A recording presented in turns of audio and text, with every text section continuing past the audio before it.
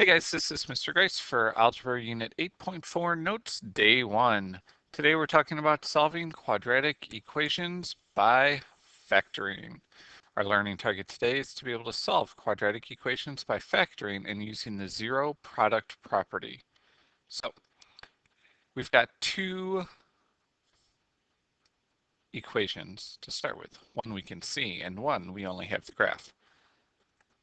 Now, when it says to solve by factoring, factoring is our keyword that tells us, hey, let's factor this. So when we factor, the first thing we check for, is there a GCF? Okay. If there is no GCF, then I need to multiply. 2 times -3 is -6. So I want numbers that multiply to -6 and add to a +1.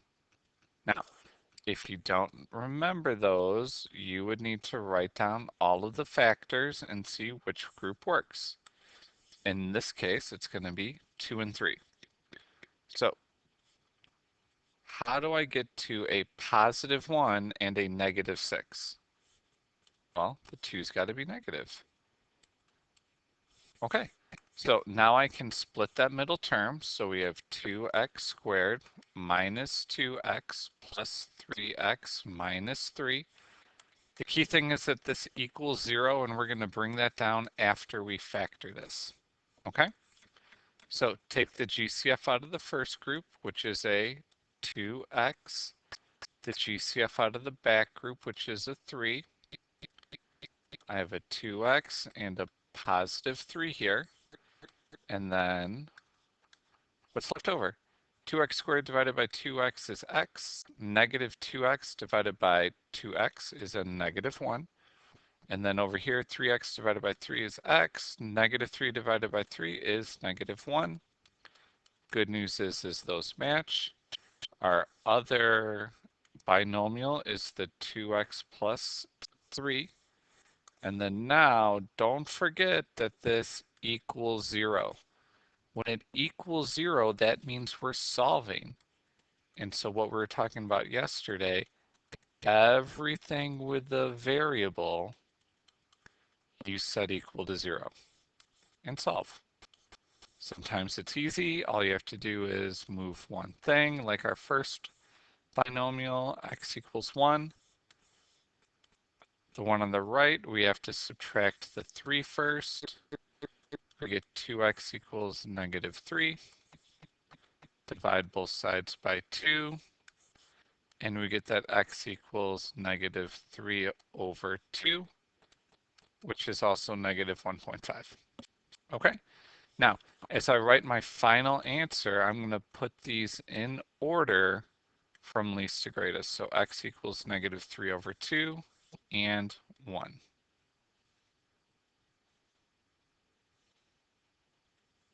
Now, it's a little bit of work. I'm not going to lie.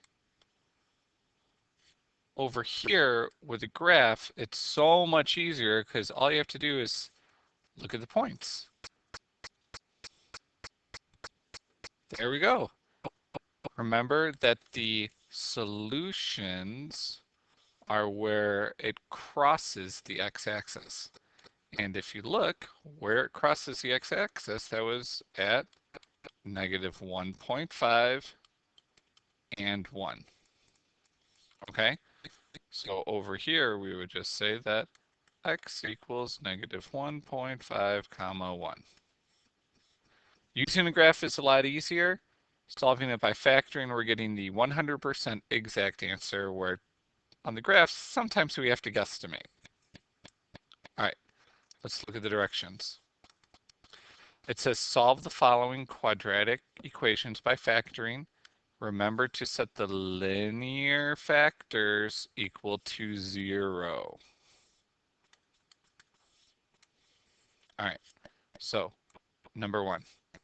First question, is there a GCF? Yeah, we would take out the 3 goes out front, and we're left with y minus 4 equaling 0.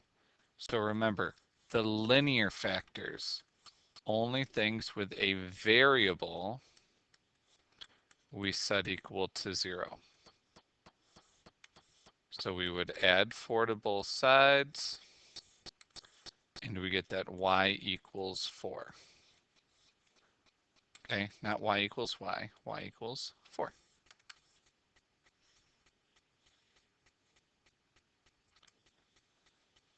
All right, number 2. I always want to check, is there a GCF?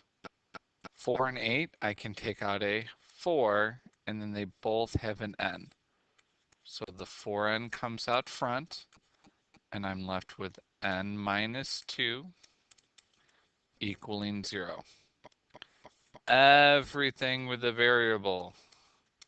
I'm going to set the 4n equal to 0, and the n minus 2 equal to 0. Divide both sides by 4.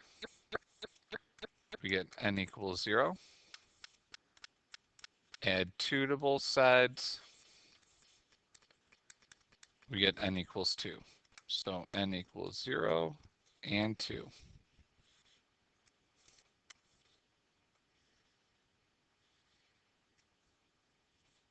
It's not too bad, is it? We're just taking factoring to the next step. All right, so number 3. Is there a GCF? No. Well, it's a binomial.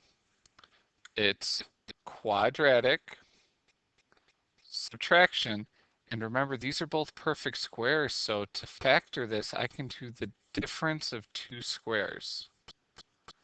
9k squared, the square root of that is 3k.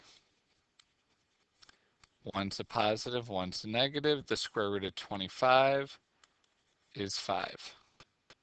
Okay? And then we take 3k plus 5, set it equal to 0. 3k minus 5 equal to 0. And then solve. Okay? We're trying to see if you guys can do this without writing all the steps by subtracting the 5, dividing, and then dividing by 3. On the right side, I would add the 5 to both sides and then divide by 3. So to get our final answer, I'll just put it over here, that k equals negative 5 over 3 and a positive 5 over 3.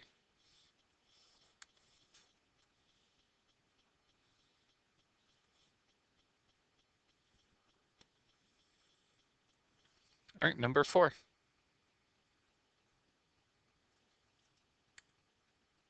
Is there a GCF? Okay. It's a quadratic binomial with subtraction, and they are both perfect squares. Okay, so we get 0 equals square root of 49x squared is 7x. And yeah, the square root of 1 is 1. Okay, so what I'm going to have you guys do is solve both of these and see if you guys get the right answer. Go ahead and pause the video, and good luck.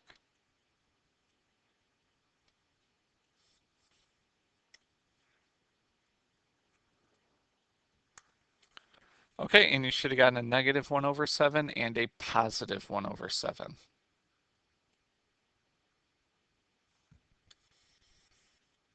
right, number 5. Oh, we got trinomial now. Yeah. Now, is there a GCF?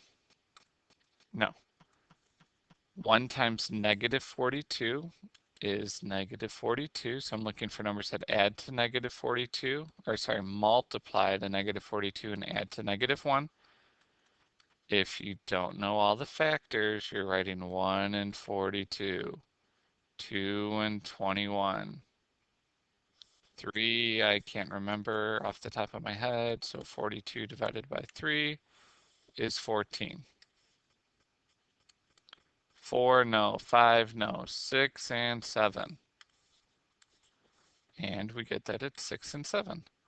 Since the 1 is negative, the bigger number has to be negative. Now, I like this because my leading coefficient is 1. So we can go straight into the answer, or to the factor of m plus 6 and m minus 7. But then remember, we have to find out what it equals. So m plus 6 equals 0, m minus 7 equals 0, and solve. We subtract the 6 and we add the 7. So m equals negative 6 and positive 7.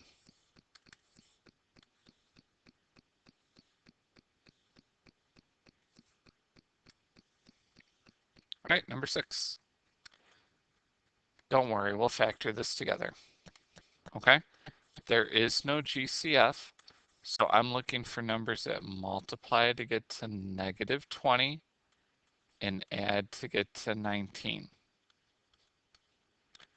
1 and 20, 2 and 10, 4 and 5.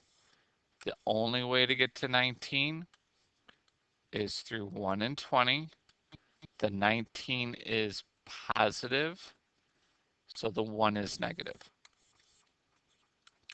So we get 0 equals 5w squared minus 1w plus 20w minus 4. Take the GCF out of the first group and the GCF out of the back group. So it was a w and a 4. That was a positive 4. Factor out the w, we get 5w minus 1. 20 divided by 4 is 5w. Negative 4 divided by 1 is negative 4. So I have 0 equals 5w minus 1 and w plus 4. No, you're not done because we have to solve it. It equals 0. 5w minus 1 equals 0. W plus 4 equals 0. And then solve each side. On the left side, we would add 1 and divide by 5. On the right side, we would subtract the 4. So my final answer is negative 4 and 1/5. Okay, I'm writing those numbers in order from least to greatest. Okay? Now, there's another video for the second side, so you guys can watch that. But if you have any questions, please come see Ms. Carranza or myself. You know we would love to help you out. Otherwise, this is Mr. Grice signing off for Algebra Unit 8.4 Notes, Day 1. Thanks for watching.